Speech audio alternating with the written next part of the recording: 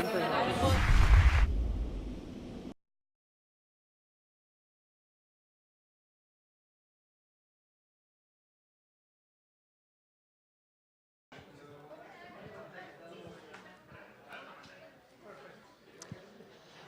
now we have Belén Melián with us. She comes from University of La Laguna in Canary Islands, and she's expert in maritime port logistics. So you can start. Thank you so much.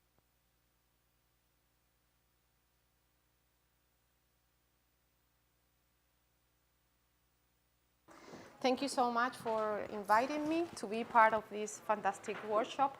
And first of all, I've been sick the whole week, so that I will try to do my best with these holes and the water.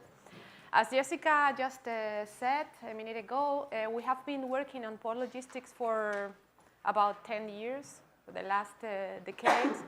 And this is what I'm going to talk about today. I'm going to talk about port logistics. I'm going to talk about applications of metaheuristics in port logistics. But since we have only 1 hour of time, which is plenty of time to show you a nice overview of this interesting field, first of all, I will provide a brief overview about the main optimization problems that appear in maritime container terminals, the main heuristics that have been usually applied to solve this problem, and finally, I decided to choose one of these optimization problems, and I will try to analyze the implementation of variable neighborhood search to solve this particular problem, which I will show in a couple of minutes. These are the contents of my presentation. In the first place, I will provide a short introduction about port logistics, just for those of you who don't know anything about this field. Then I will show the brief overview of the main optimization problems that appear in the area. I will focus my attention on the management of the internal delivery vehicles in a container terminal.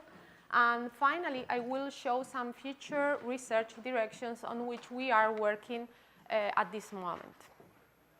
In the first place, please let me just go through this ranking of ports in the world. The first ranking is the top 50. This is the top 50 world container ports. If we look at it carefully, we observe that the port of Shanghai is the one leading this classification. I don't know if you can see it properly, but I just tell you the information that you can find here. This is the amount of containers in millions that were moved through these ports that appear in the classification in 2011 until 2015.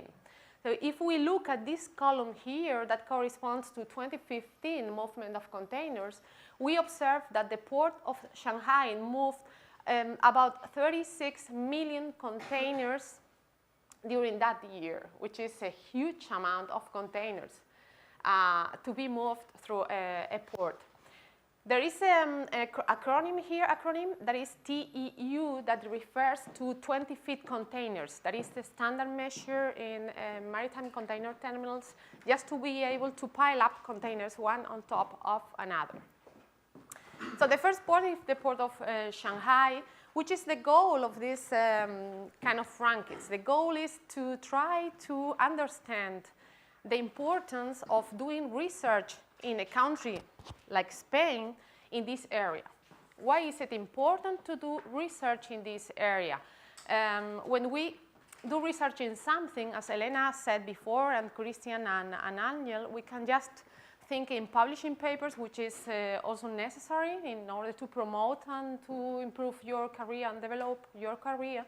But sometimes you have to motivate yourself and say, and tell yourself, why am I doing research in this area? Is it important enough for the community? Is it important enough for the society? Is it important enough for the impact, the economic impact that our research can have eventually in this small world? So Now, let's try to look for the first European ports in this classification, in this top 50. We are still in the top 50 classification. If we look for the first European ports, we find Rotterdam, Antwerp, and Hamburg in positions 11, 14, and 18. You can find them here. The port of Rotterdam moved 12 million containers compared to the 36 million containers of Shanghai. It's a huge difference. But also notice that this port, Rotterdam, was the most active port in the world since 1962 until 2004. It was the largest port in the world. And now there is a huge difference between Rotterdam and the port of Shanghai. Now, let me just try to find the first Spanish ports. Is there any Spanish port in this top 50 classification? What do you think? No? No, of course no. We are too far away from everywhere. I'm sorry, but no. There are two ports in this top 50. Barcelona is in the 68th position in the world ranking. Valencia and Bahía de Algeciras are in positions 32 and 36. Okay. Barcelona is in position 68, which is in the top 100 ranking of the world containers ports. Let me just give you some information to motivate this research, to motivate the research in this area.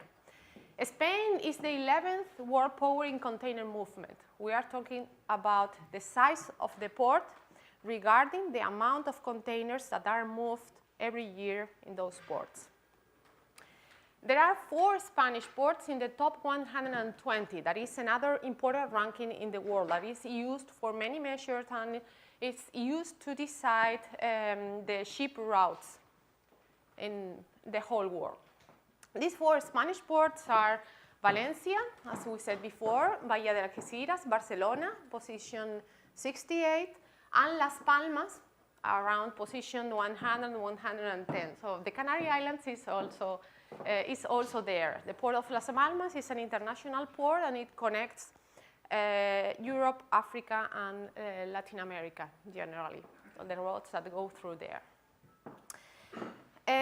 One key element here in this information, in this slide, is this number here, this 61% in transit. What does it mean?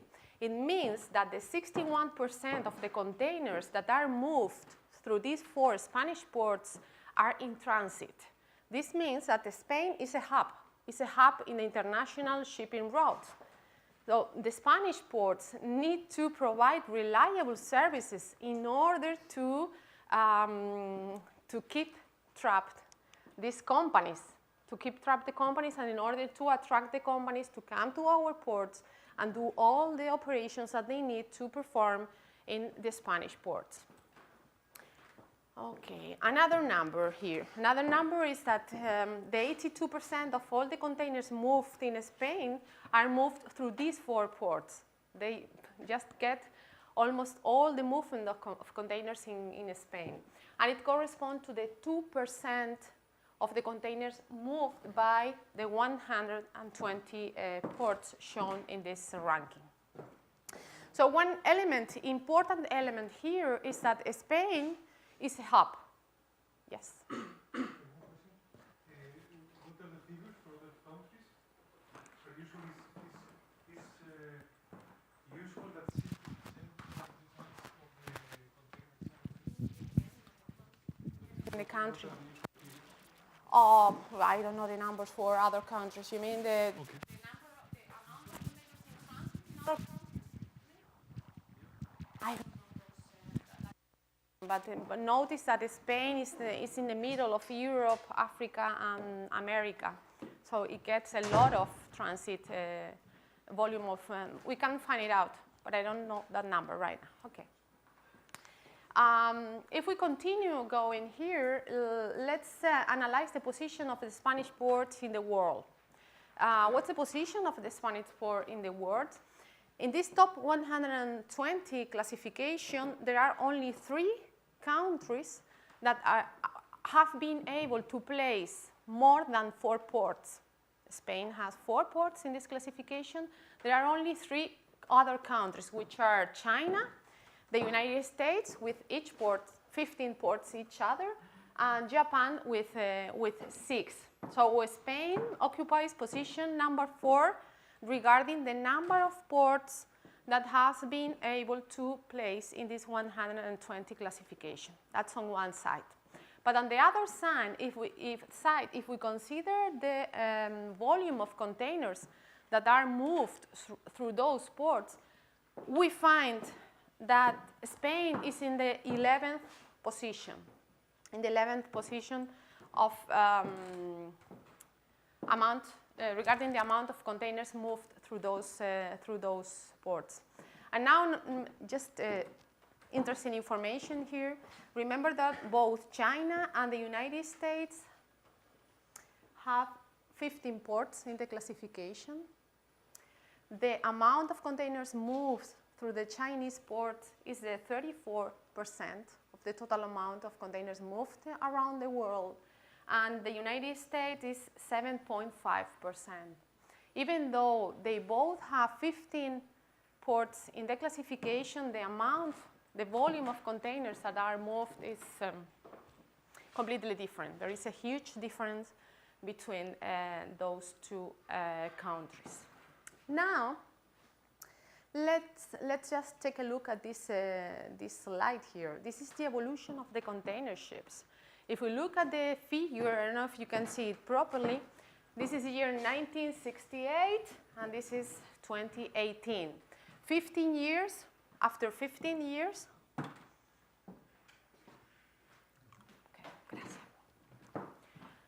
in 50 years, we have passed from 1,500 containers to 22,000 containers. The capacity of these container ships has increased dramatically in the last 50 years. So, what is the importance of this? If you are the manager of a port, of a container terminal in Spain, for instance, in Las Palmas, that we are in the middle of nowhere down there, it's really far from here, I can tell you. What would happen? You receive a container with capacity for 22,000 container ship, with capacity for 22,000 containers. Do you think that you can manage the operations in the same way that you did 50 years ago or 20 years ago, or things have to change? Of course, things have to change. You need different machinery, you need different algorithms, you need qualified staff, you need many different things. In 50 years, you have to change all you did 50 years before. It's a world that is constantly changing. It is changing continuously. So that doing research in this area is important, and it's important for the port terminals. It's important for us because we work on this and we can publish papers in this area, which is very nice if you like what you are doing. But on the other hand, a port like Las Palmas has a competitor just next there, that is Africa, where everything is cheaper. If they are able to install a nice port with reliable services, with nice conditions, the port of Las Palmas just could lose all the traffic, the container traffic. So they have to innovate, they have to manage things, they have to manage operations, and they have to innovate all the time. Probably they are not doing that, and they are not doing that simply because the volume of business is huge. The volume of money they get every year is huge. They don't see the need to improve too much. Sometimes they don't even have an information system with correct information.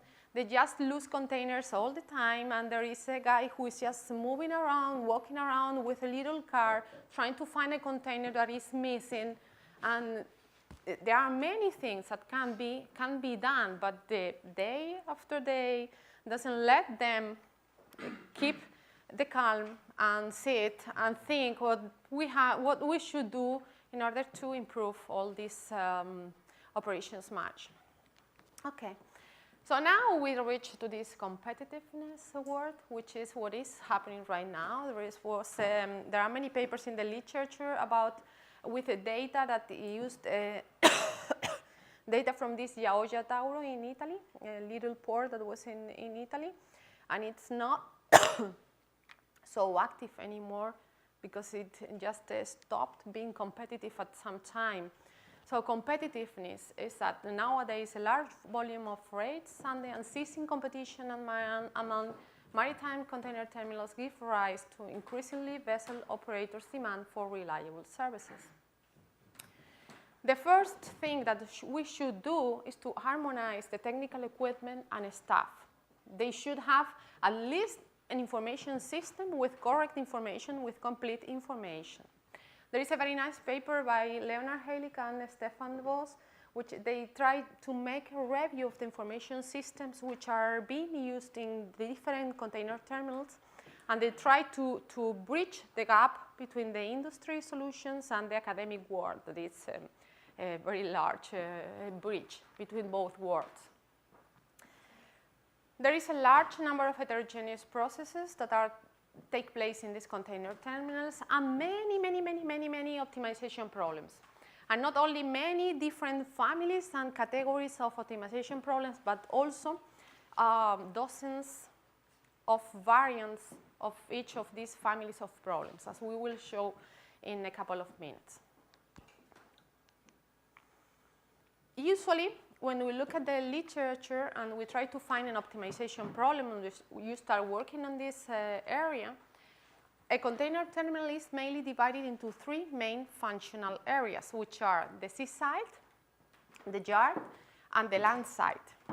The seaside is aimed at serving the incoming container ships, the containers vessels.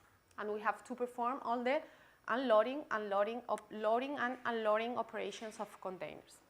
The seaside contains what are called the key cranes. That are these cranes here that grab the container, lift them, move ashore, and then place on these internal delivery vehicles that eventually move the containers to another place. This is the yard. The yard is the largest, usually the largest area in a container terminal. Sorry.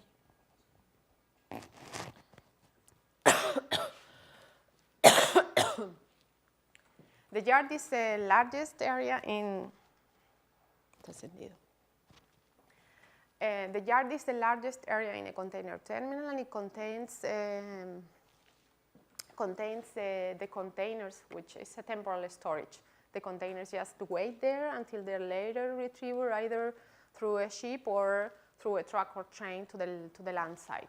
And finally is the land side, that is the interface to communicate the terminal with external truck and trains to carry the containers to companies or to other cities or wherever they are going. Now let's try to look a little bit more inside and try to find the different optimization problems on which we can work in this area. If we look at the classification provided by Hennessy in 2006, we find that the problems can be divided into ship-to-shore problems, storage, transfer, and delivery. The ship-to-shore are those problems related with moving containers from the ship to the terminal, and vice versa. The storage are all the problems related to arranging all the containers in the yard. In this storage that I mentioned before, the containers are piled up in the yard, and the cranes can only grab the containers which are at the top of those stacks, those piles. So the containers have to be correctly arranged in order to be prepared to go later, to be retrieved later, and go to either another vessel or to the land side. And finally, the transfer and delivery, that are the problems related to the movement of containers between the different functional areas, seaside, yard, and land side, and vice versa. In this table, I have just tried to select the families of problems, optimization problems that we find in the literature and on which we are usually working. Here we can find the ship-to-shore category and the storage category. In the ship-to-shore category, we find the ship routing and scheduling problem, establishing the international routes of the ships that have to move from one port to another and then to another, and then they're doing all the loading and unloading that is required at that point. Stowage planning, we need to balance the containers in the ship, and the containers have to be correctly located, because a container ship go to a port. In that port, let's say 20 containers have to be downloaded. So those 20 containers have to be prepared to be grabbed with key cranes. And then the berth allocation and key crane assignment. We need to know where we are going to berth a certain container ship that arrives to the port. And finally, the key crane scheduling, that is the problem, that are the problems that are in charge of sequencing, scheduling the key cranes in order to perform all the loading and unloading operations in the vessel. Now, just look on the other side of the table. The other side of the table is metaheuristics and heuristics. Most of these problems, most of the optimization problems that appear in this literature are NP-hard problems. And for many of them, mathematical models have been developed, mathematical models have been solved, the exact algorithms have been developed in order to solve small-sized instances, but most of them are solved by means of heuristics and metaheuristics, depending on the type of problem. If you look, if you go to Scopus, all of you are very used to go to Scopus in order to make your literature reviews and so on. If you go there and you try to find, for instance, berth allocation, you will observe that you will find like 200 different variants of berth allocation. Oh, that line there, berth allocation, is in the literature like 200 different variants of berth allocation problems, because we all have to publish and we just change little things because the container terminals are all different. The infrastructures are different, the machinery is different, the layout is different, so the problems are definitely different. The problem that is valid in a container terminal is not valid anymore for any other container terminal. So there are many variants. And not only that, but also that you look for a berth allocation problem and you are missing many other optimization problems and many other papers who are related to berth allocation but are not named berth allocation exactly. So it's somehow difficult to find the real literature review here. But when you finally are able to try to do it in the best way you can, what you find is that most than the 80% of the contributions to the scientific literature belong to the last decade. This is a real indicator that this field is moving lately and something is changing in the area. Something is changed. The metaheuristics that have been more applied are genetic algorithms, similarity annealing, taboo search, those problems there, variable neighborhood search, grasp, large neighborhood search, estimation distribution algorithms, and also some heuristics. But those are the most used metaheuristics in this area. If we look at the storage problems, which are those problems related to rearranging the containers in the yard in order to prepare them to be retrieved later, we observe that most of the publications in the literature are related to heuristics, because it's just simple or not so simple rules to decide, I choose this container from here, from this stack, and just move it 2 stacks back or 2 stacks. Are simply rules to decide which container you are going to take and to grab and where you are going to place it. Okay, so having said this, you can find any problem if you don't know where to work. You can explore there, and there are many different variants, many different problems. There are very nice reviews in both areas, in ship to shore and in storage. A review by Maisel from 2015, where you can detect all these different variants of all these different problems, and you can just choose one for a small project or for testing a new algorithm or a new idea or anything. There are problems which are very simple and problems which are more complex. You can choose any one you like. So now,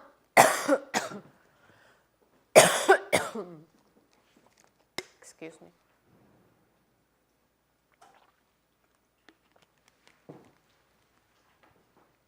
I didn't know exactly what to do in this presentation. The first part was clear because it's general knowledge, information, and I didn't know because I didn't know exactly the knowledge that you have about heuristics and metaheuristics, and just decided to go a little bit into detail and go into the implementation on a particular problem. I just chose this problem because this is one of our last publications, but that's not really important, but because we are still working on it and working on extensions and future directions, but we have worked on many other problems, but this is a nice one and it's very simple to understand.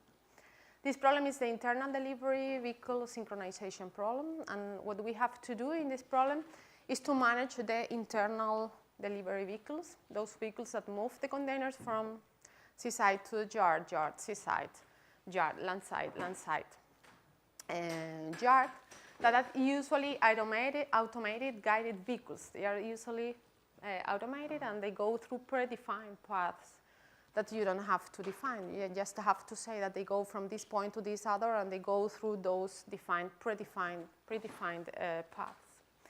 And that's a simplification, of course. The management of these available internal vehicles in the terminal can be divided into 3 different operations. These operations are, the first one is that the container movements have to be assigned to vehicles. Maybe you have 3 vehicles and you have to decide which container movement is going to perform each vehicle. You have to assign the container movements to the vehicles. That's the first thing. The second one is once the vehicle knows all the tasks, the container movements that have to perform, we need the routing. We have to do the routing. First of all, it's going to do this task, then this task, and so on. And finally, and that is something that makes this problem a little bit different to others from the literature, is that we need a schedule of the tasks, because the vehicles cannot access the same position. 2 vehicles cannot access the same position at the same time. We need synchronization. We need to synchronize the vehicles so that if 2 vehicles arrive at the same time, at the same position, one of them has to wait. Okay? If we wouldn't have this synchronization problem, which problem would we be solving here? If we don't have the synchronization problem, Allocation routing, maybe? It's a vehicle routing problem with drop-off and picking. At the beginning? With allocation at the beginning? Not necessarily. You decide which customers are you visiting. You decide which jobs are you performing, which are better. It's a vehicle routing problem with pick-up and drop-off, because we need to pick up the containers and then deliver them, drop-off. Okay, there is a set of jobs, and let us define it a little bit more. There is a set of composed of jobs. A job is a container movement. So basically, a job is a source position and a target position, and we have to move the container from the source to the target position. When the vehicle gets the source position, it has to pick up the container and then carry it to the target position and then drop off the container in that target position. What I said before, several jobs can share positions as source or target. And the feasible solutions of these optimization problems are composed of a set of routes to be followed by each vehicle when performing all the existing jobs. And the objective function is to minimize the make span. This means that if we have 3 vehicles, the vehicles have their routes, but we have synchronization so that each of them has a schedule, and we have to minimize the make span of these vehicles. This is a simple example. I hope you can see the figure in order to understand the problem. This is the land side, this is the seaside where the key cranes are. These are the key cranes that perform the loading and unloading operations of the container ships. These are the external gates in the land side, and this is the configuration of the yard. The yard in most container terminals is usually divided into blocks. The containers are divided into blocks. In this case, we have, this is one block, and the block is composed of 12 bays, what we call bays. This is a bay, 12 bays, and each bay has 6 stacks. That's names we use in the literature. So this is a block, and the yard is composed of several different blocks, and the blocks have bays and stacks. Okay. In this case, we have 3 vehicles, 3 internal delivery vehicles, which are the red one, the green one, and the blue one. This I1, I2, and I3 indicates the initial position of the vehicle that can be anywhere in the container terminal. And the red line corresponds to the route of the red vehicle, the green one the same, and the blue one the same. In this case, we have 8 different jobs. The red vehicle is performing 3 jobs. This dashed line indicates that the vehicle is moving without any container, without carrying any container. It's moving from the initial position to the source position of the first job. And then this solid line indicates that the vehicle is moving a container from this position to this key crane here. This is a loading operation. This container is going to be loaded in the container ship that is there. And then again, the dashed line, the container is moving now, the vehicle is moving now to the source position of the next job to perform, and then solid line, and then dashed line, solid, and 3 jobs are performed by this first vehicle. The same thing happens with the other 2 vehicles until eventually they perform all the jobs that are required. What I said before is that the different jobs that are origin and destination. Go. Sorry, I have 2 questions just to quickly understand the problem that I'm not familiar with the setup of these problems. First, the arrival of the ships, is this external to the problem, exogenous? Yes. As in you have a schedule on when the ships arrive? Yes. You manage the traffic within the port? If I understood correctly, we are solving an isolated problem. This is the movement of containers, and you know that those containers are arriving there, and you need to move them. But the container ship is already there, and that's a different problem. And second, how important is reoptimization of these sort of problems, given that, for example, a ship arrives out of schedule, and you have to reoptimize the whole traffic within the port? That's the extension. You have to wait until the end of the presentation. Okay. Good question. Okay, so what I said before is that the different jobs can share source or target positions, like in this case. In this case, there is this is the source position of this job that is performed by the red vehicle, and of this job that is performed by the blue vehicle. So sometimes, and many times, it happens many times when the volume of containers is huge and you have 3, 4, 5 vehicles, you cannot have 100 vehicles, but the number of vehicles that the container terminal has, you require synchronization. In this case, the red vehicle and the blue vehicle arrive at the same position at the same time. Time means time period 42 in this simple example. One of them has to wait. And what we decided in this particular application was to assign a priority to the vehicle, which is sometimes not too realistic. Maybe the priority should be assigned to the job and not to the vehicle, but we decided to assign a priority to the vehicle. So in this case, the priority is given to the blue vehicle. The blue vehicle performs the job, and the red one has a waiting time. So finally, the make span is given by the red vehicle that is the objective function of our problem. Okay, so we have a routing problem, just like a vehicle routing problem with pickup and drop off, but we need synchronization in many stages of our problem. Since I didn't know if you know variable neighborhood search, how many of you know variable neighborhood search in order to skip many things?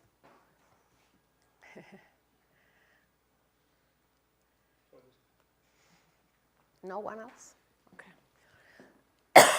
Okay, let me just try to explain something quickly. Elena did it very well in her presentation, and she tried to explain all the time that it's important to change the structure of your solution if you want to carry out a perturbation of your solution. And the idea behind that is that in most metaheuristics, there are two elements that have to be balanced. And those elements are intensification and diversification. You have solution space. Imagine you have a rectangle where is a solution, your solution space. We are working on a combinatorial optimization problem, so we have a defined set of solutions. And it's this rectangle here, and we have our solutions in this rectangle. What we have to try with our metaheuristic, we cannot visit all the solutions. We are not doing an exact algorithm. This is a metaheuristic algorithm. We are trying to find the best possible solution in this solution space. What we have to do is to explore a region of our rectangle, and we have to intensify there in order to try to find the best thing we can find in this space.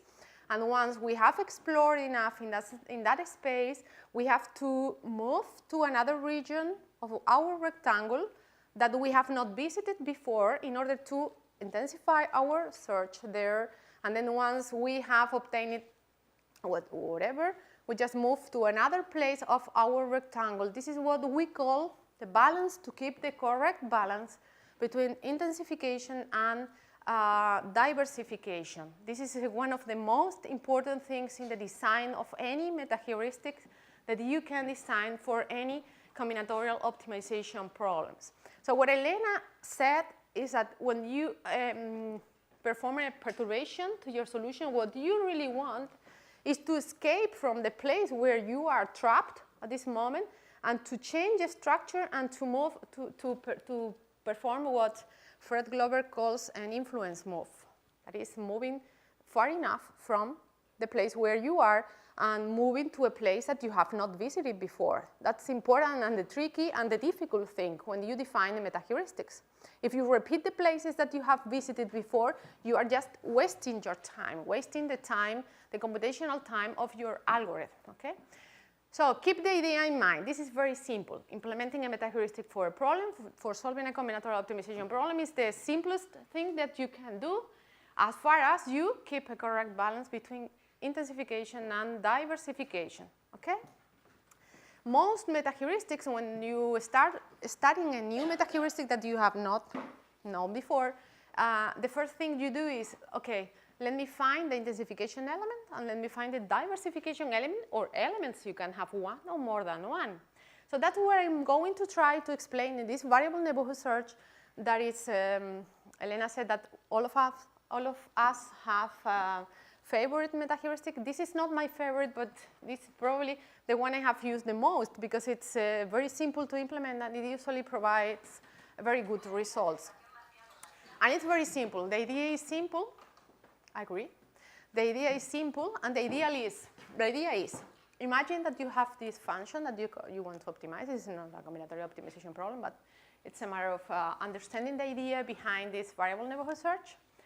You generate an initial solution, and then you are in this region, and now we are going to intensify. This is the intensify part of this algorithm. We perform a local search that is moving in the descent direction, the improvement direction, until reaching, in this case, a local optimum. We are trying to minimize here. We find a local optimum. Okay, let's say. Let's start using a neighborhood.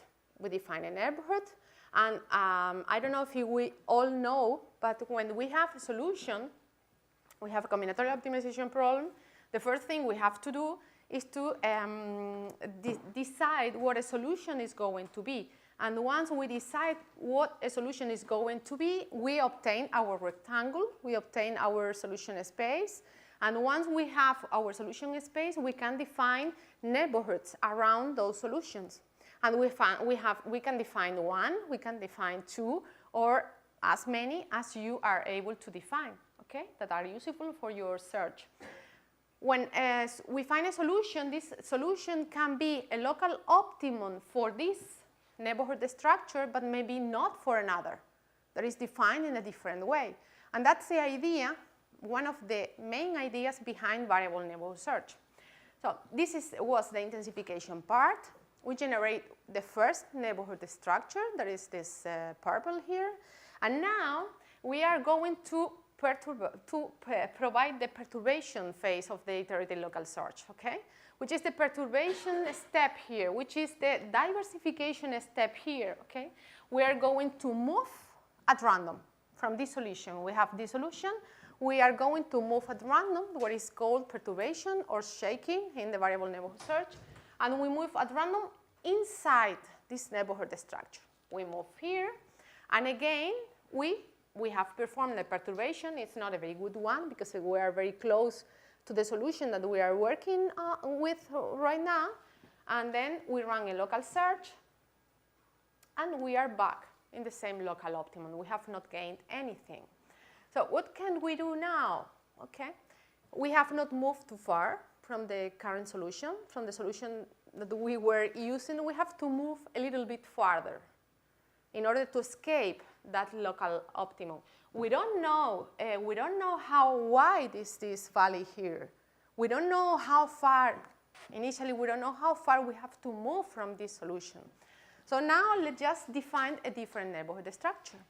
As I said before, this solution was a local optimum with respect to the purple neighborhood structure, but maybe it is not with respect to this green neighborhood structure, okay?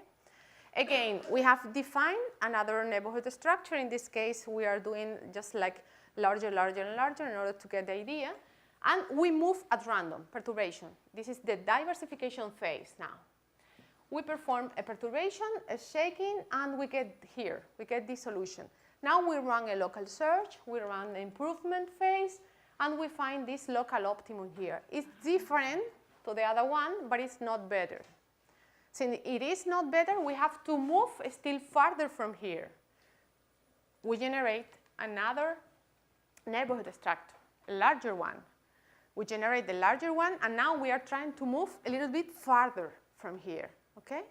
We perform the perturbation, the shaking, and we move this place here, okay? This step here to here was the diversification step. Okay? Since we have moved far from the solution, now we perform again a local search, an improvement. That is the intensification phase. Okay? Intensification, diversification, all the time.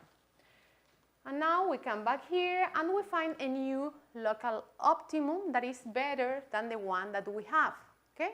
So this new one here is now our new local optimum. It's our new current solution. We just change it. And we start with a small neighborhood structure again, okay?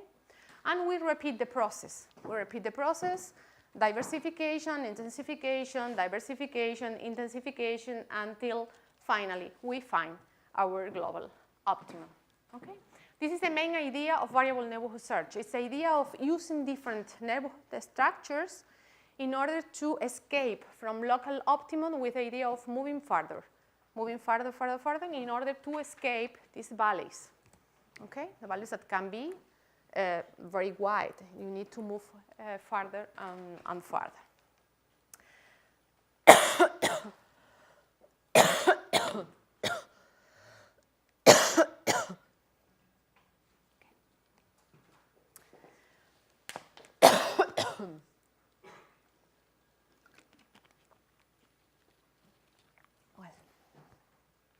and I just will go quickly through this because I think the idea is clear, the idea of how variable neighborhood search works. If you have doubts and you want to extend your knowledge, you can just go to the papers by Nenad Lanovic and Pierre Hansen that proposed variable neighborhood search in 1997. And they have reviews, very recent, and with applications and the basic ideas that are all very, very, very good. But the idea, just said it before. In order to put this more into formal elements, it's very nice, intensification, diversification. We have to keep the correct balance. Okay, which are the elements of the variable neighborhood search that provides us with those elements, intensification and diversification? Variable neighborhood descent, that is the intensification step, and reduced variable neighborhood search, that is this shaking process, that is the diversification, okay?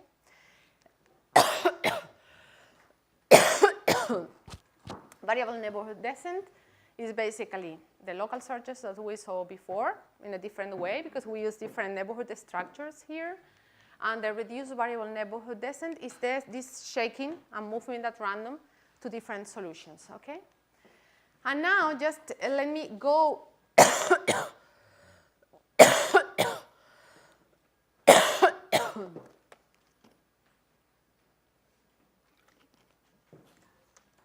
to the particular application that we did for this internal delivery, the management of this internal delivery problem. We have developed a library, it's like many other authors have done very successfully in the last years, in order to combine elements, different elements of the different metaheuristics, and to eventually get a nice metaheuristic that is the best metaheuristic for a particular instance or for a set of instances. This is something, what we did, somehow what we did for this problem, we implemented about 150 different variants of variable neighborhood search for solving this problem. We didn't implement, but just combined with this library. And this was the sum that we got, where the objective was not to get the best results ever, but they are good anyway, but using this algorithm for some extensions, including the one that our friend asked before. And what we finally got, there was a basic variable neighborhood search where we have a set of neighborhoods to perform this shaking step. And we have these neighborhood structures to perform the descent phase, the intensification phase. And we generated two populations of solutions. This one here, P-cons, that is a population of solutions that are obtained by means of a constructive method that is somehow random, similar to a grasp algorithm. And then we used another population that is the P-opt population that contains local optima solution, local optima, in order to use it as a kind of memory, to use that information to generate new informations online, okay, in real time. So that's what we did. We generate the solutions with our constructive method, and then we get one solution of this constructive method, one local optimum. We combine those solutions, just like in the scatter search. We combine those solutions in order to get the good elements of those two different solutions, a local optimum and one generated pseudo-randomly, and use that solution in order to perform this intensification, shaking, until reaching the last neighborhood structure that we were using here. So that basically is a basic variable neighborhood search. We have different neighborhood structures.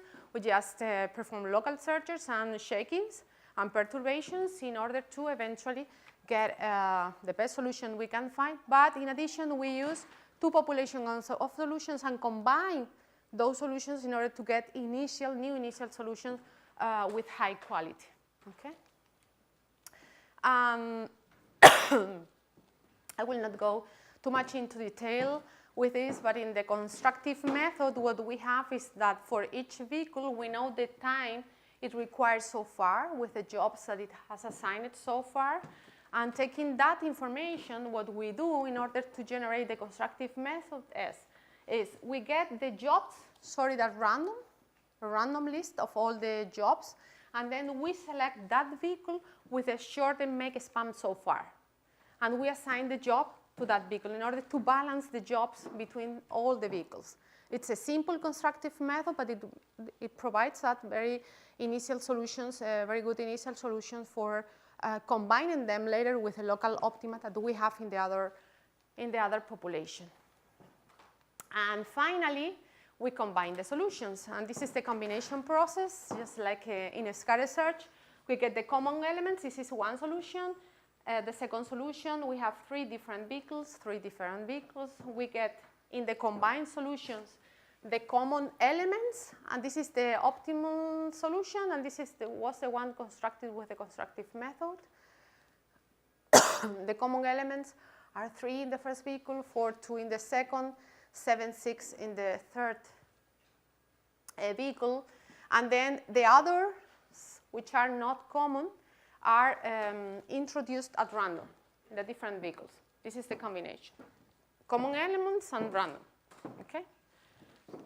And with that solution, we start again our variable neighborhood search. Okay? We use 3 different neighborhood structures which are interchanged in the same vehicle, reinsertion from one vehicle to another, and to opt, move 2 edges and add 2 other edges. With that algorithm, and we perform some computational experiments with different number of jobs, different number of internal delivery vehicles, different number of positions for the vehicles, and the size of the populations. We tested different values, and we finally set it to 10, to very small populations with 10 solutions. And we finally found that the results were very acceptable, and the stopping criterion was 1,000 iterations or 200 without any improvement. In all the times it stopped after 200 iterations without any improvement. This is the performance for different sizes, which is a normal performance. And we compare it with other algorithms, with the best known solutions. This is best known solutions. This is a variable neighborhood search, and these are other algorithms. These are simple multi-start with local searchers. This is random solutions obtained with a constructive method, and we get that in all cases the results of the variable neighborhood search are slightly better than the results obtained by the best known solutions. And it happens in all the experiments we conducted. What is the idea of this? The idea of this is, and I will try to use the 2 minutes I have. The idea of this is having a good algorithm, but not having an algorithm or publishing the paper with this algorithm, which is nice. But the idea is to take into account the resilience. I don't know if you are familiarized with this word, this term, resilience. Is the ability to recover from something, from a disaster, from you are using 2 key cranes, one of them breaks down, and you have to use only one, and you have decided that your travel times are this one, but that's not true in real time, and somehow in the direction that Elena just mentioned before. And in the resilience, we're working on 2 different directions. The first one is what we call reactive, no, the one that we call proactive action, and the other one is the reactive action. The reactive action, that is the easiest one, is you are doing your operations. Maybe you are loading and unloading a container ship with these key cranes, and you have 3 key cranes assigned to the ship, and one of them breaks down. What should we do? That's a reactive. You don't know. A priori, you don't know that that key crane is going to fail, that you have to react to that problem.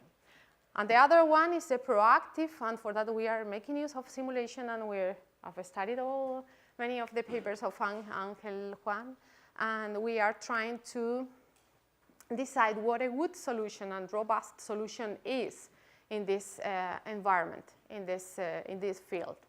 So that's related to resilience, dynamics, and uncertainty. That are the two directions I told you. And then another two things that are important are the problems. As you said before, we just, usually in the literature, in these last years, most papers solve isolated problems, optimization problems, but it's good for nothing in a real environment. It's good for us, for publishing, and for learning how to solve these problems. It's very interesting for that, but it's not usable for the container terminals. So nowadays, people are solving more integrated problems using simulation, mainly using simulation, because it's the easiest way and it's only sense, only thing that makes sense. Use of multiple objective functions and eventually design an intelligent system to manage all these uncertainties and dynamism. I'm sorry if I was late.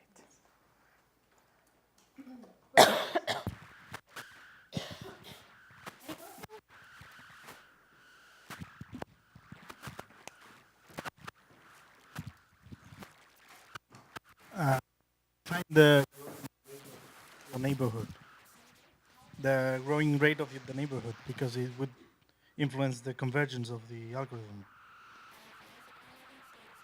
But by changing the rate of the growing of your neighborhood, how do you make the growth rate? Is it linear, logarithmic? That's what I mean. Yeah.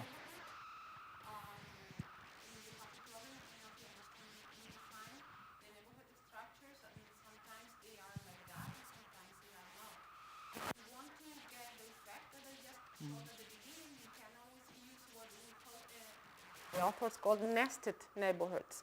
You define the structure, let's say in the reinsertion. In this example, you change a job from one beacon to another. If you want to get the second neighborhood structure, you change two jobs and change the job. If you want to get the third one, you change 3 jobs. That's what we call nested neighborhoods. You just define one movement and you repeat it as many times as you want. Thanks.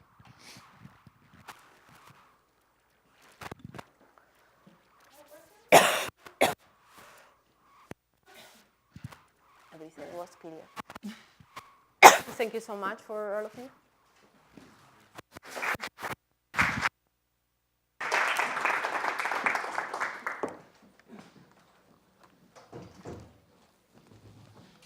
Well,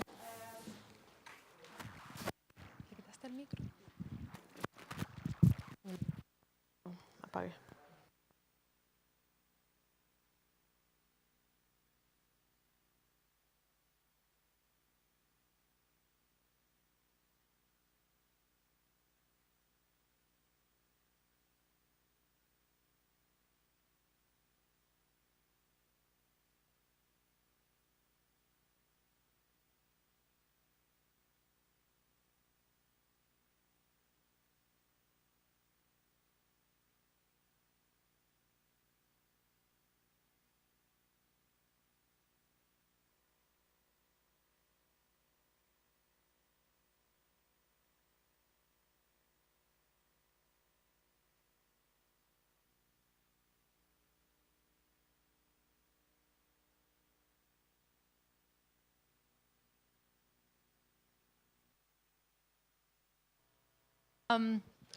I worked with Belén several years ago, and for me it's a pleasure that she is here with us. But also it's a pleasure for me to present Angel Juan. I also worked with him some years, and currently I'm working with him. And well, he comes from the Open University of Catalonia, and he's going to talk about sim heuristics. So, your time. Thank you. I'm pretty sure Belén and I also agree that working with you is a common pleasure. So, thank you. I would like to use this time to thank Jessica and Elena for organizing this very nice conference, the very nice workshop. I think for young researchers, it's very good to have here among us such brilliant researchers as Belén, Elena, or Christian, or tomorrow we will have also Fato Shafa here among us. So I think they are among the top researchers in the area in Spain and also in Europe. So it's great, I think, for young people to have this opportunity. So I'm going to present the heuristics, which more or less Elena already, she said too much maybe. So I don't know if I will be able to attract your attention during 1 hour, but I will try. So the idea is, can we extend heuristics to deal with real life uncertainty? So Belén also made some points about that. This is an overview of my presentation. I will start with a very brief introduction of my group. A lot of people from my group are among you now. So I would like to mention them a little bit so they feel also represented here. Then I will explain why heuristics, why it is important. Belén mentioned something at the end of her presentation, why this combination of simulation with optimization is necessary in solving real-life problems. Then I will go with some fundamentals. It's not very theoretical, but just some ideas that I think they are important. And then I will show some examples of applications. We use heuristics, in a lot of different fields. So I would like to show you some examples, and then some conclusions. So the first thing, one of the great things about Barcelona, maybe, is that it has a lot of different universities all together in the same city. And surprisingly enough, the universities might compete among them, but the researchers in those universities, we are friends. And I think that's a good opportunity for us to interact and to do collaborative things like this workshop and research and everything. So I think that's one of the most attractive aspects of the city of Barcelona, as a city of knowledge, not only a city of football, not only a city of enjoying the night, but also as a city of knowledge. I think that's a nice thing about Barcelona. So yeah, I come from the Open University of Catalonia. So the Open University of Catalonia has 3 main mini campuses. One is in Tibidabo, one is in 22at, so 2 districts of Barcelona, very nice districts. And currently, most of our group is located at Castelldefels, which is another city very close to the airport, Barcelona airport, and very close to the beach, okay? Which doesn't mean anything because we rarely see the beach, okay? This is the facilities we are located at. Our institute, our labs are called the IAM3, the Internet Interdisciplinary Institute, IAM3 for short. And it is located in a larger campus, which is mostly a research campus. So you have here very nice building, very nice research labs, like the ICFO, the ICFO, and the CTTT. So they are for photonics physics, for telecommunication. They are 2 of the most prestigious research centers in Spain. The ICFO in particular is very strong. So we happen to be in the middle of both. I guess this is because our owners decided to put us there because to see if for some chemical reaction, we some way learn something from the 2 extremes, but so far it's not happening. So this is the group, the ICSO group. We are a lot of people from a lot of different countries. I had to be careful when I put the Spanish flag, but yeah. There is a lot of people in the team. The ones marked in red are the ones who are currently working at the lab, like face-to-face, like full-time, let's say. And then the other ones are collaborators of the group that we consider, like Jessica.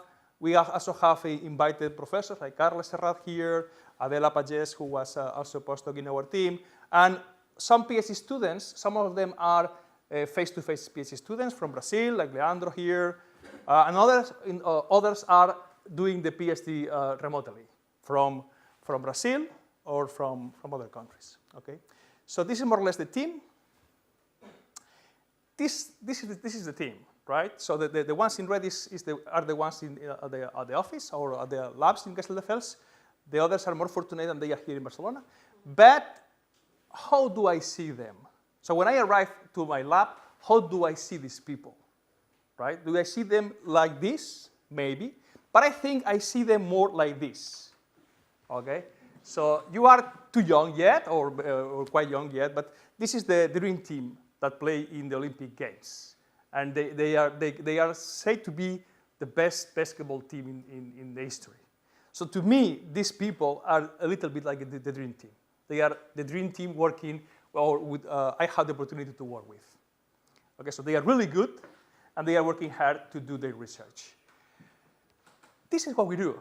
What we do basically is we develop a lot of methodologies, basically Metaheuristics, and we try to apply these methodologies to different application areas, from logistics, transportation, also production. Yes, Sarah is around there. She always works with the scheduling. Although I recommend her to do other things, but she likes scheduling. So we work in all these fields, like scheduling, production, logistics, transportation. Also, you will see applications to finance, to healthcare. You will see all of that in the presentation, okay? So we do a different set of techniques, apply it to a different set of application fields. We don't have a single application field. We don't have a single technique. We use different techniques, and we try to apply them to different application fields. So basically, in our team, in our research group, we have like 3 main research methodologies. One is bias randomized algorithms. I will explain that tomorrow, okay? So I will not mention that today. This is probably our main research methodology so far. Also the oldest one in terms of chronologically speaking. Then we have simiheuristics. This is the combination of simulation and optimization that I will explain today. And then we also have started a new research line or a new research methodology for us, which is learner heuristics. We call it learner heuristics, and the idea is, can we combine meta-heuristics with statistical learning, with machine learning? Why? Because, well, Jessica will explain that, so I will leave that to her. Okay, so this is more or less how our group is performing in terms of the university. Our university is a relatively small university, nothing to do with the Pompeu Fabra or with UPC, but our group is producing 14% of the entire scientific production Scopus indexed of the university, which is a lot. This is a lot. And we are producing over 36% of the production of the entire research center, which is also a lot. So we are a consolidated research group, which is good, because the average age of our group is quite young. You see the pictures. I am among the oldest people in the group. So this is the, being a consolidated research group in Catalonia is a huge recognition for such a young group. And then we also coordinate, currently we coordinate the Spanish Network of Excellence in Logistics and Transportation. So some of our friends are the colleagues from Canary Islands, Melián, and colleagues from UPC, from UPF. So all these people are with us in this Network of Excellence in Spain in the area of logistics and transportation. So why simiheuristics? Okay, so the idea is that you can see how the world around that is. It's what Belen explained at the end of her presentation. So the world is becoming more and more complex, right? We are a lot of people, we are moving a lot of people and freight from some places to another. And this is growing. The number of people, the number of freight that we are moving, globally speaking, is growing at a fast speed. So at the same time, all the logistics operations, everything is going mad. Everything is going more and more complex. So everything is becoming like larger scale and like very complex. Okay, so the systems we are dealing with, traffic systems in the smart cities, logistics systems, think about Amazon or the examples Elena was putting this morning, everything is becoming more and more complex. So do we have tools in science to deal with this complexity? Which are the tools we have in science or in technology to deal with this complexity? So basically, in my view, we have 2 main tools. So we have analytics, statistics, the machine learning. We have these tools to analyze data, to extract knowledge from data. And at the same time, we have algorithms. Algorithms help us sometimes to extract this knowledge, but also they help us to make smarter decision making. Okay, so in this presentation, I will focus on algorithms. Okay, so I will talk more about algorithms, but this is also a very interesting field, research field that we take care of. We are interested also in this field in our research group. But in this presentation, I will mainly talk about algorithms. Okay, so how make better decisions, how to take better decisions. So inside the field of algorithms, so we go for the algorithms, so making better decisions, optimizing decisions. Inside the algorithms, we have two methodologies, two main approaches. We have exact methods and we have Metaheuristics. And this slide is a little bit designed to generate some controversy. Okay, so probably some of you do not agree with me in this. It's okay, but from my perspective as a mathematician, my background is mathematician, but at some point in my life, I decided, this is not helping me to solve real-life problems. So I did a little bit of a jump, and I moved towards the dark side, towards the computer science side. So I think the good thing is to combine both worlds, right? But just with this world, you will not solve, in my view, real-life, large-scale problems, because they, unfortunately, most of them are going to be NP-hard. So currently, at least today, in my view, you are going to need some Metaheuristics. You're going to need something else apart from exact methods. Also in simulation, it's the same. A lot of people used to generate some controversy about using analytical methods, like for instance for inventory management or for queues, analysis of queues, or using simulation. To my view, this has no discussion. Simulation is way above in terms of the possibilities it allows you with respect to analytical methods when you're analyzing queues or when you're analyzing inventories. Okay, but of course this is a controversy point. So, well, I say too much maybe. So I was saying that we have different methods, like Metaheuristics as methods, but haven't we forget something? Is there anything that we are forgetting? We are forgetting uncertainty. We are forgetting that real life, as Belén said, is plenty of uncertainty. Unfortunately for us, but it happens. Real life is uncertainty. Traveling times are not deterministic. Sometimes customers' demands are not deterministic. There are plenty of things that happen in your day-to-day life that are not deterministic. Things get done, machines get broken, so unexpected events occur. Okay? And do we have in science anything that can help us to deal with this uncertainty? This is a hint, right? So you see a city here, Mediterranean city. It's not Las Palmas, or Tenerife, but it could be. Okay, but it's Monte Carlo. Okay, so Monte Carlo because of the Monte Carlo simulation. So the idea is, yes, we have simulation. It has been a tool that has been used for a long time now. So we have a lot of knowledge about simulation and about the statistical knowledge associated with simulation. And fortunately for us, computers nowadays can run very long simulations in faster times than 5 years ago. And this is not going to go in any direction but by improving. So Metaheuristics and simulation, they are going to improve because computers are improving, continuously improving. So in the future, you will see more Metaheuristics and more simulation. For me, that's obvious. So what we are trying to do here with Metaheuristics is combining. If we can combine Metaheuristics with simulation, then maybe we have a winning car. We have something, a toolbox that can solve larger scale problems under uncertainty and also from an optimization point of view. Not a traditional optimization point of view, maybe. We are not looking for the optimal solution, but to me, there is nothing like the optimal solution outside the mathematical perspective. You go to a business, to a company, they don't really care about the optimal solution. They want something that saves money for them, okay, and in a reasonable time.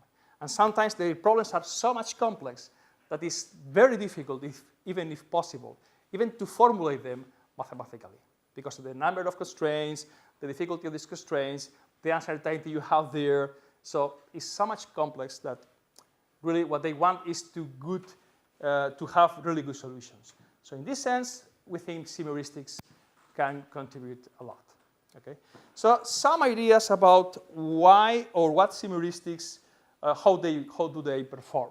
This is a little bit my discussion, relates to my discussion before about analytical methods or simulation methods to which are better, right? So all of them are better, but analytic methods, sometimes they help you to get the optimal values. That's good, that's wonderful.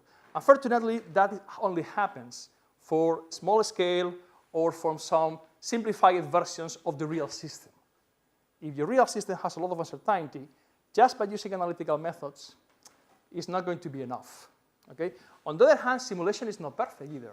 Simulation has a lot of drawbacks. For instance, you will never be sure, or you will not even reach the optimal value in your life, because it's not the goal. Okay?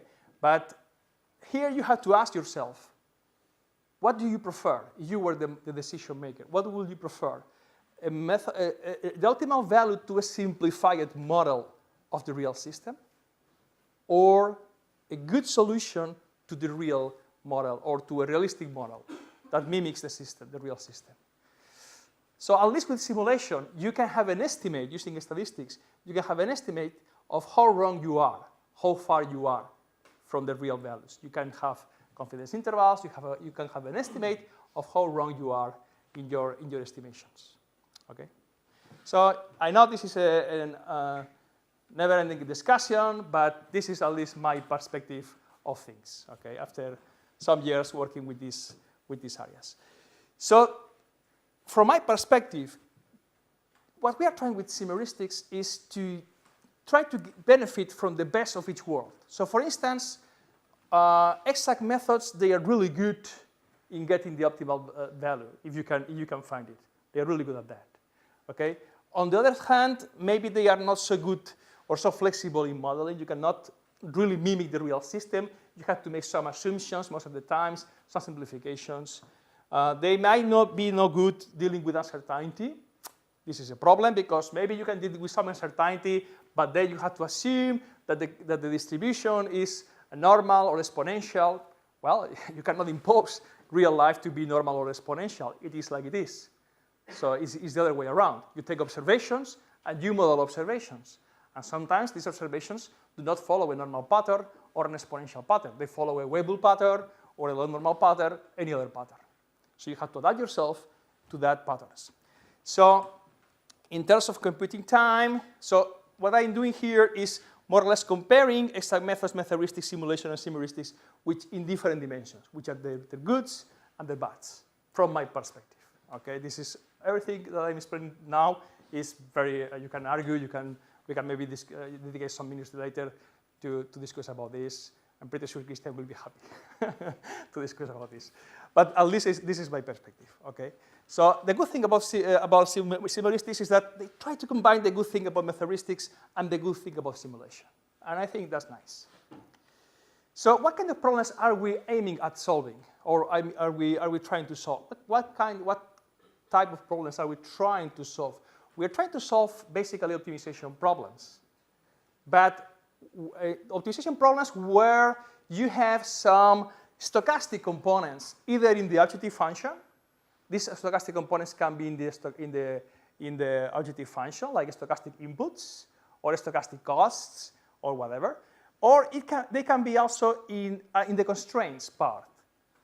Because some probabilistic constraints might appear. Something like, well, I want to satisfy 98% of my customers. It's not mandatory that I satisfy all my customers. I'm happy if I cover 98% of the demand, something like that. Okay, so this means that we are introducing some probabilistic constraints in the modeling of the problem.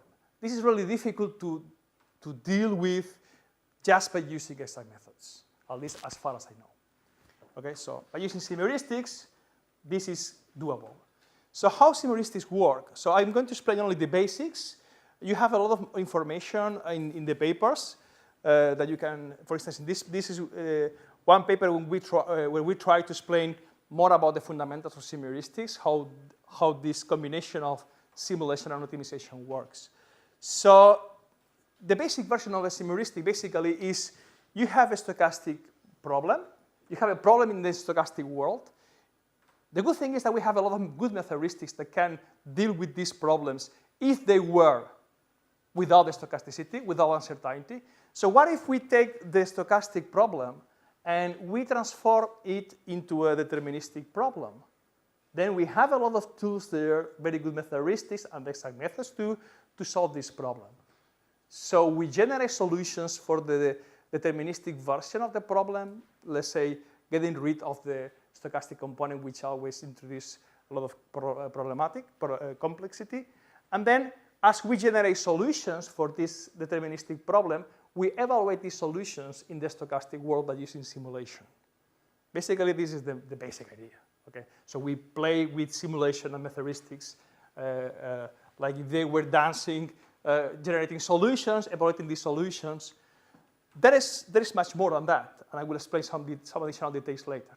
Okay? Like for instance, the simulation could not even be used to evaluate. In fact, we do not only use simulation to evaluate deterministic solutions in the stochastic world. We also use simulation to provide some feedback to the optimization. Like for instance, to drive the optimization search, to lead the heuristic in the searching space, in searching the solution space. So this is even more interesting because you are not only using simulation in terms of evaluating something like a black box, but you are providing some feedback to the heuristic. The simulation results are helping the heuristic to go in a particular direction. Okay? One of the particularly interesting things I found in the idea of heuristics is that you can run what is called a risk analysis or variability analysis, or maybe related also with the concept of resilience that Melián was explaining before. The idea is, or robustness, I know it's not the same, sorry, but Maria explained us that it's not the same, but to me, it's still yet similar concepts. So you can have like different solutions. Here, for instance, you have different solutions. All of them are very good in terms of expected megaspan, expected costs, or expected benefits, or expected whatever. However, if you are a decision maker, you can see, since you are solving a stochastic problem, there is nothing like the optimal solution just based on expected cost or expected benefit, because expectation or average values are only one part of stochasticity, but you can also may want to take a look at other dimensions, like which is the variability of the solution. Because every time you imply your solution is a plan, it's actually a plan. When you implement that plan, you may have different outcomes. So you might want to consider not only the expected value, but also the variability of the solution. So this solution probably is the one with the small expected value, but on the bad side, it has a lot of variability. However, this solution has similar expected value, but you incurring much less risk if you go for the second. So depending on your risk aversion as a decision maker, you may want one, you may prefer one or the other. Okay, this is more or less some ideas that you can only do, as far as I know, with simulation, by including simulation in the optimization approach. Okay, this also shows. I think this is from a paper with Jessica, maybe. I think it's from at least these ideas we generated that in that paper, and the idea here was to compare different solutions, not only in terms of expected or average value. When you're in a stochastic world, again, it's not only average, it's not only all about averages, but you might want also to consider other parameters, other statistical characteristics of your solution, like the standard deviation, the variability of the solution, as we saw before, or even some quantiles. Okay, so imagine that you are solving a flowchart problem. You may want to search not for the solution, not for the plan that minimizes the expected megaspan. Maybe yes, but maybe you want to minimize or to maximize the probabilities of finishing your work before a given deadline. That might be more important than the expected megaspan for a decision maker. So the point is that there are other dimensions. of course, we have some problems with that. Is that it's not so easy to combine simulation with Metaheuristics, mainly because simulation is very expensive in terms of computation time.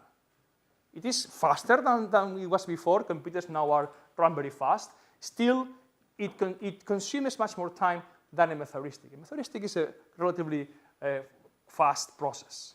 So, for this reason, what we propose after a lot of trial and error and a lot of experiments, we propose to divide a simheuristic in three stages. So in the first stage, what we do is we just use like very short simulations in terms of reduce the number of runs for each simulation.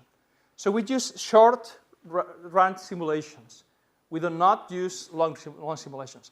That has a bad effect, is that you only get rough estimates, right? You cannot be very accurate. But on the positive side, you get speed, or you get faster results, okay?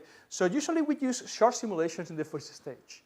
And also, we don't send to the simulation component every single solution that the Metahuristic generates. We try to filter out some of these solutions. So we only send to the simulation component those solutions that seem promising to us. So we filter out the solutions we send to the simulation, because simulation, again, can be very costly, and it can jeopardize the type of the Metahuristic. Okay? And then this first stage then is a fast approach, a fast estimate to generate good elite solutions. Let's say solutions that seem to be very promising. They give results, even when they are estimated results, that really they look like they are going to work pretty well. Okay? Of course, these results are not accurate enough, so only over these solutions, over a reduced set of solutions, we run a longer simulation to make sure to refine to increase the accuracy of the results we are obtaining. Okay, but this simulation now, which is computationally costly, is applied only over a reduced subset of elite solutions we have found in the first stage. And then in the third stage, we use analytics. We basically, what I explained before about analyzing the risk of the solutions, of different dimensions of each of the solutions. Can I quickly ask you, so is in a typical application the risk always not considered in the second stage, so your optimization criterion does not include like the weighted average of expected value and variance of the underlying? You mean in the second stage? Yeah. In the second stage, I only do simulation, no optimization. The only stage which combines simulation with optimization is the first stage. But the risk only enters during the third stage? That is the combination of first and second stage? No, the risk is only from the second stage. The only goal of the first stage is to provide the elite solutions that then you want to check better in the second, to get more accurate numbers in the second stage. But I mean, the solutions of combined first and second stage, are they only optimal in the expected value sense, or also in a mixture of expected value and standard deviation sense? Is this filtering of high-risk solution only in the third stage? I need a third stage to estimate this risk cost, or the risk value. Okay, so some more papers on the idea of these fundamentals. Elena, I guess, explained this slide a little bit. There are several papers. One it is I already explained a little bit, and then the one with Elena and with Alex Grasas was published in Journal of Simulation for the particular case of SIMA-LS, which is a particular case of simheuristic, of course. So now we have some time yet, so to explain some examples. Some examples of applications. I think this is the most interesting part, because the fundamentals are okay. Everything can let's say, make a lot of theory about that or not. But I think when you learn is when you put that into practice in our field, right? So we have applied simheuristics in a lot of different fields. I will start with transportation and logistics, or transportation activities, because this is where we develop most of our research in transportation and logistics. Not for anything in particular, but because it's a field that you don't really need a lot of knowledge about the area, the application area, to do work in that field. So in this field of optimization, we have, of course, we started, I think that our first heuristic, without having that name yet, was developed in 2011, solving the vehicle routing problem with stochastic demands. So you all, I guess most of you know about the vehicle routing problem. You basically, even when the Italians do not like very much the vehicle routing problem, it's a very popular problem. And it basically consists in you have to visit some customers. You have to deliver your customers with some vehicles, right? So there are plenty different ways of doing that. So you want to do that in the most efficient way. But of course, what happens if you take a look at the literature, let's say 90% of the papers, 95% of the papers, they assume that demands are deterministic, are well known in advance. And that's not always true. Sometimes demands are random variables. And you actually do not know the demand until you are there visiting the customer. You may have an idea of what the demand will be, but maybe sometimes in some real cases, until you visit the customer, you don't get the real demand. That introduces some additional complexity in your problem, right? So we use heuristics, a combination of simulation with heuristics, to deal with that, because if the demand is higher than you expected, it means that your route, your planned route, will not be able to be complete. You will get rid of material before finishing the customers, visiting the customers. That's called a route failure. And then you have to react to that. What we propose in this paper is to keep a safety stock.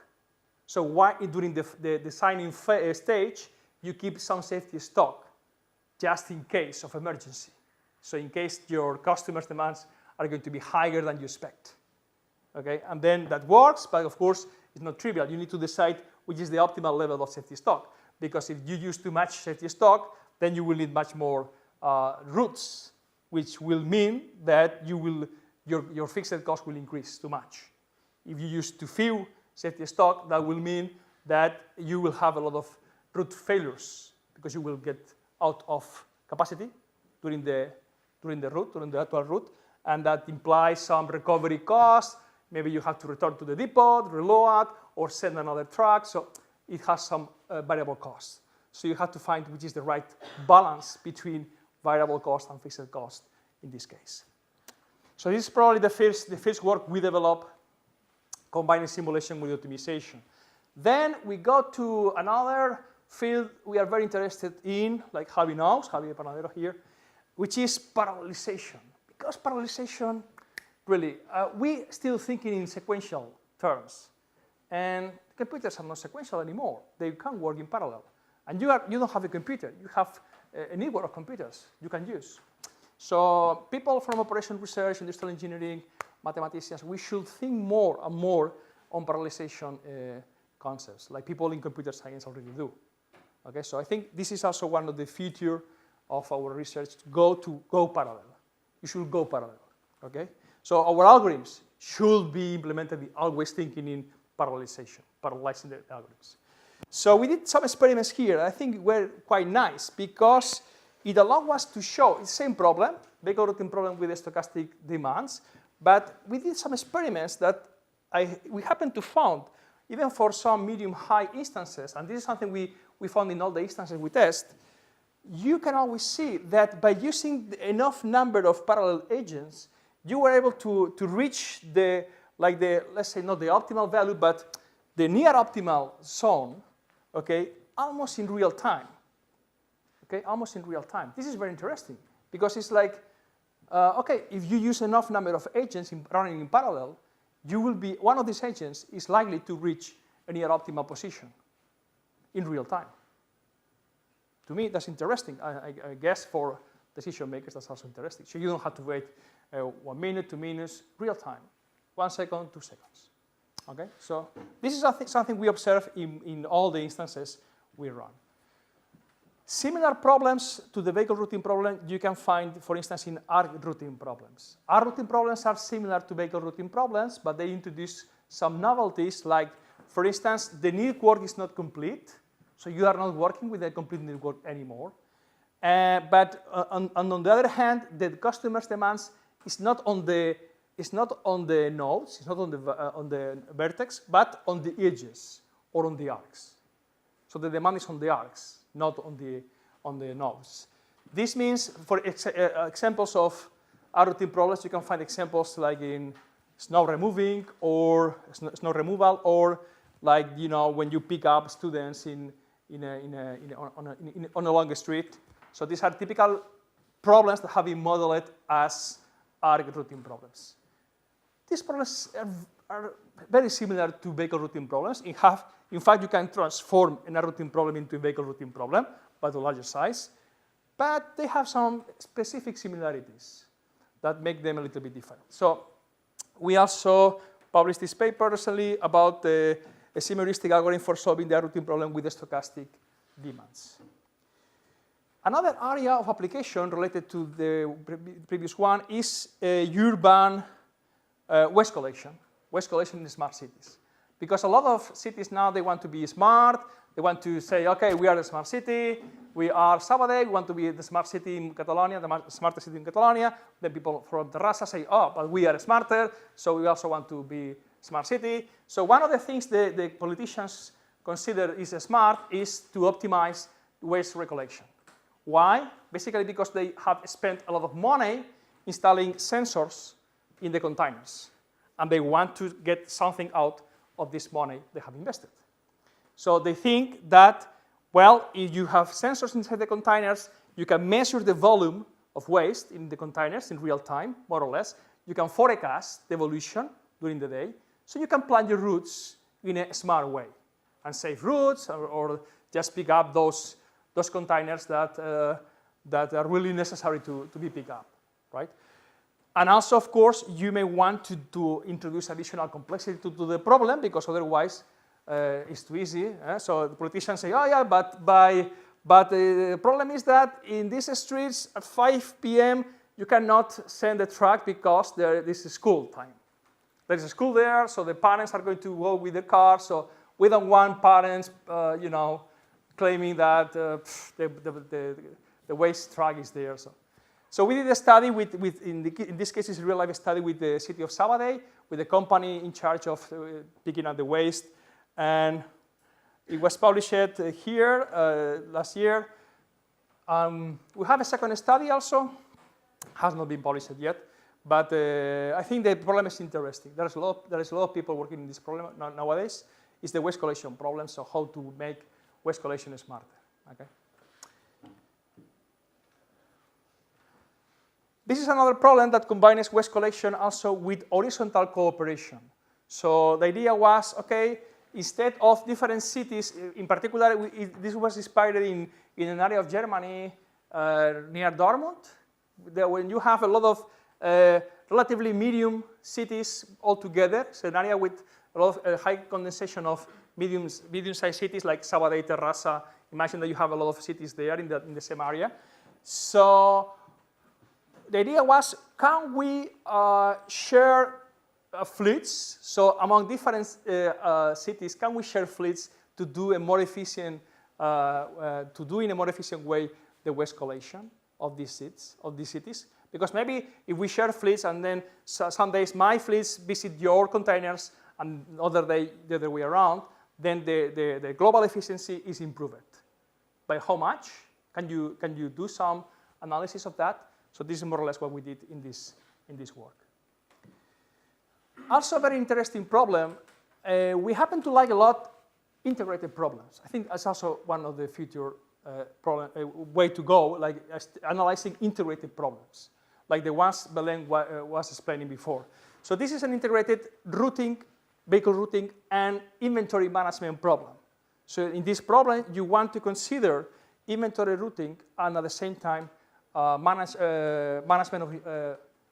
vehicle routing, and at the same time management of inventories. This is called vendor managed inventory. The idea is, instead of each retail center deciding how much inventory to keep, is the guy in the center, the manager of the entire network, who decides how much inventory to supply to each retail center. Why?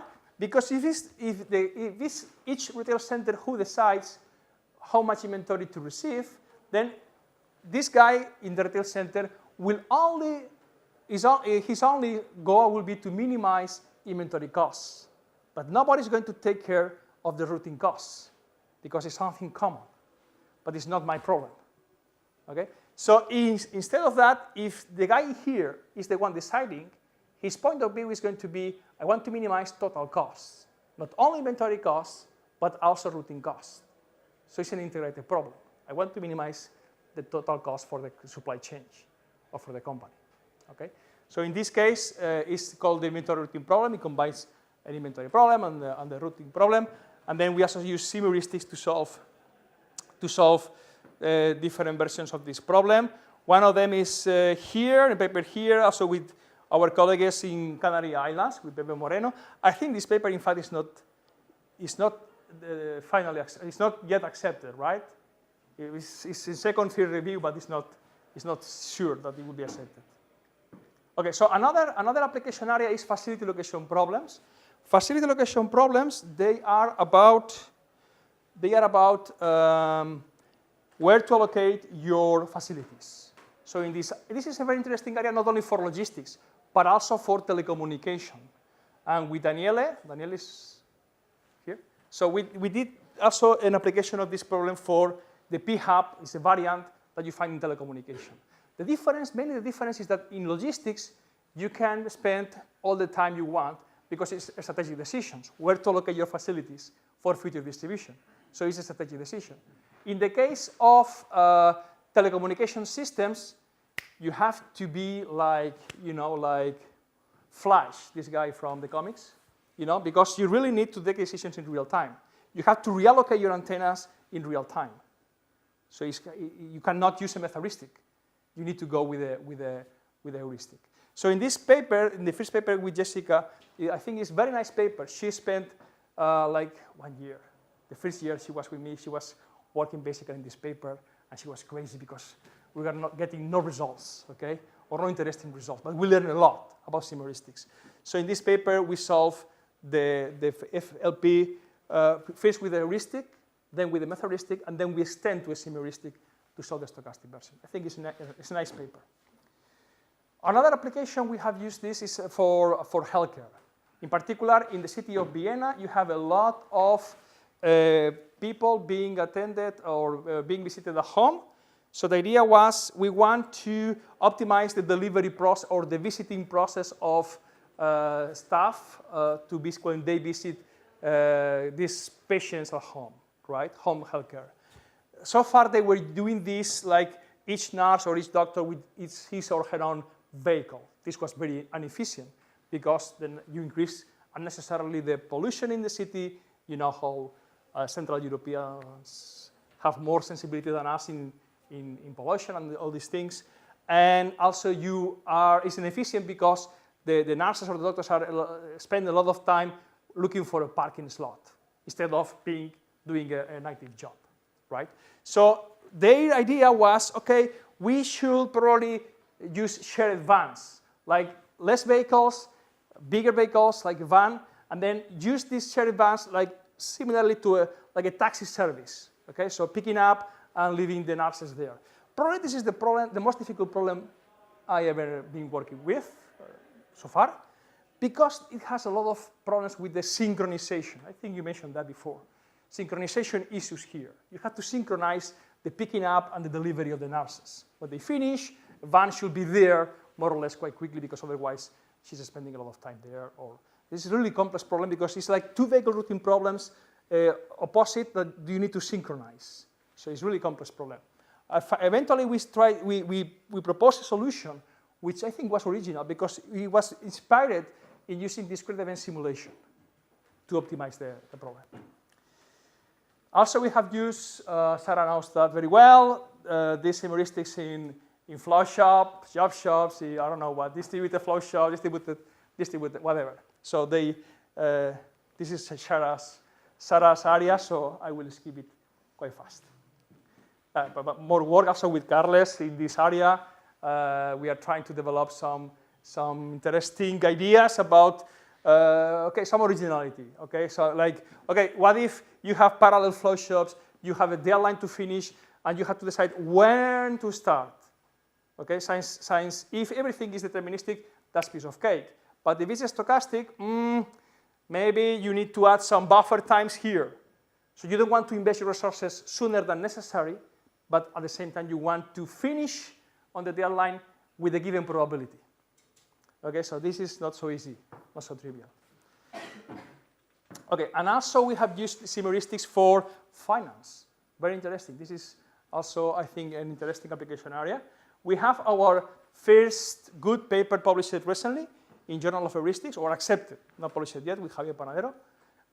It took us a long time to get some publication in finance. I guess because it's a different area, so they think different, I don't know, but it's really complex to break this barrier. But it's a nice problem about portfolio selection under project portfolio selection under uncertainty. So I think this is an interesting area. But if you work in this area in finance, you need somebody who knows a lot about finance in your team, because otherwise, they really have a lot of technical terms that you need to understand better. And then finally, also in telecommunications, internet computing, we have some applications here, like this work. I like this work because it was developed by one of my PhD students, but in particular because it was the first time we used discrete event simulation in a heuristic. So heuristic is not only about Monte Carlo simulation. You can use any type of simulation, like discrete event or agent-based simulation. So I think that was also interesting. So just to finish my presentation, I can skip more or less this. I just say that real life is really complex. So you need powerful tools, flexible tools, more than powerful, flexible tools. And then the combination of Metaheuristics with simulation, in my view, is the most powerful combination I've seen to solve these problems. Okay, large scale problems and be hard, you don't care, you can solve it. And this is a particular, let's say, feeling, right? I think heuristics should be the method of first result, or first resort. So in your toolbox, if you're solving large scale NP-hard realistic problem with uncertainty, you need heuristics. Call it heuristics, call it simulation optimization, call it whatever you want. But you need to combine Metaheuristics with simulation. You can add then extra methods, you can add machine learning, but you need that. This is my view. And the number of applications, I just show here some applications, but the number of applications is potentially unlimited. Okay? This is current work that we are, the moment, more than current work that they are working on. They are papers that are submitted and that we are expecting some results. So also most of them are in logistics and transportation, scheduling, Sarah here, in scheduling always, finance, and general methodology. And just to finish, I would like to point out that for those of you who are pursuing a PhD, doctorate, my university opens every year a call for PhD students and also a call for postdocs. Some of you already know, but just to let you know. Also, there are this Erasmus Plus consortium that we share with Carlo, with Elena, here in the area of Barcelona, that allow us to have grants to send our PhD students, master students, to do, or postdocs, to do visiting stages across Europe. I think this is a great opportunity for young people to visit other people in our neighboring Europe. And finally, this is the Winter Simulation Conference 2018, and I think this is one interesting conference. Probably Ludovica can confirm that, to visit and to present something in this conference, because it's probably the best conference on simulation that you can find. And we have now, this year we organized a track on simulation optimization. So we try to, to push a lot of heuristics in that track. So thank you very much.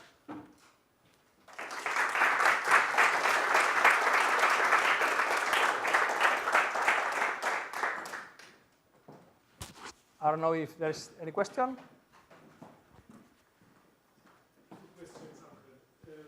Wait, we need the mic. Should I take the mic? Yeah. And you have to disconnect yours. So if people outside can. Okay, so I mean, this is for me the first time that I see basically this kind of thing. So two questions were coming to mind. The first one is, so you are basically trying to optimize over a landscape which you don't know, right? And this landscape has average performances with variabilities. Okay, so And you say simulation is the most expensive part. So do you try sometimes to learn this landscape with the simulations that you already have and to adjust this model that you have? And instead of doing simulations, then simply evaluating your model? Are you trying to do something like that? Or would that make sense? If you It makes a lot of sense. Sometimes this is one of the other is simulation. We only use simulation as Mark was in the last stage. But like for instance, some statistical learning or regression models, or yes, this is something that it can be done. Yes. But you're not doing that at the moment. We are doing that, but we are doing that more in what we call learn-heuristics, which I don't want to explain because Jessica will explain that this afternoon. Okay. And the other question that was coming, I think it's something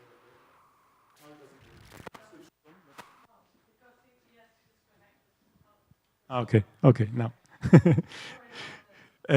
So the second question was, it seems that at the beginning you produce your deterministic model, and you have that, and then you have this loop, right? So the deterministic model doesn't change anymore, is that right? In the sim-heuristics concept, it doesn't change. In the learn-heuristics concept, we assume it's changing. Okay. The future is to combine both of them, but this is some future work that it will have to be developed here. Okay.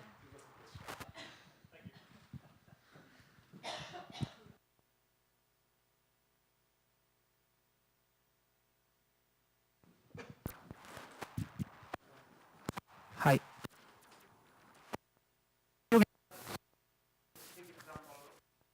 Heuristics in finance? Yes, I guess so. We've done like different. I think we have done different works in finance using sim-heuristics. It's working now. Yeah. Thank you. So we have done like several works. Basically two of them, two works that we have done. One is under review at the moment, so we haven't have any answer yet. It's about the classical portfolio optimization problem. You might know this problem, but with realistic constraints, which transforms this problem in an NP-hard problem, and then with some stochastic components. Okay, this is one thing. But I can explain you better this one, because I have more fresh in mind. This is the project portfolio selection under uncertainty. So let me give you a short explanation about this. The idea is, imagine that you are a government, or you are a bank, or you are a university, and you have some funding. And with that funding, you have to fund some projects. Okay? So you have to decide how much budget you assign to each project. This decision is based basically in the expected returns. The expected returns of these projects that you want to maximize. Usually, you want as a bank or as a government, you want to maximize, or as the European Union, you want to maximize the expected returns of these projects. The expected returns means that you are considering multi-periods here. So at each period, at the end of each period, you will have some return. It could be positive or negative. Okay, some return. And of course, you have to transform all this money. Let's say that this is money. Okay, you have to transform them in euros today. Because if the euros 1 year from now is different from euros today. Okay, so you have to transform all this money in euros today. So the net present value. So apart from that, most of the papers dealing with this problem, they assume that you are able to forecast which will be this return in the future. But of course, this forecast is just a forecast. So you will have some variability in this forecast, some randomness, some uncertainty. Okay, the farther you go in time, the more variability you should expect this forecast contains. As well as with the inflation rate. The inflation rate, you can predict it, but it's not for sure that it will happen like you predict. So you can consider that both of them, the return of each project in each year, as well as the inflation rate, are going to be random variables. So how do you manage all this information into your optimization problem? Right? So this is one application that we did in finance.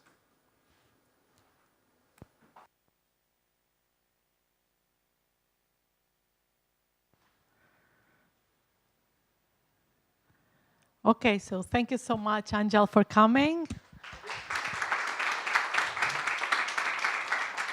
Okay, just a couple of announcements. So we will start at 3 o'clock with Criterion, another interesting talk. We have 2 interesting talks today and tomorrow. And you can follow us in Twitter. We have with the hashtag of BSM Math or UPF Analytics. So in case you have Twitter and you want to look, there's some pictures there. And I've been Twitter and Luca has been Twitter. So that's it. Okay, so thank you so much. See you at 3 o'clock.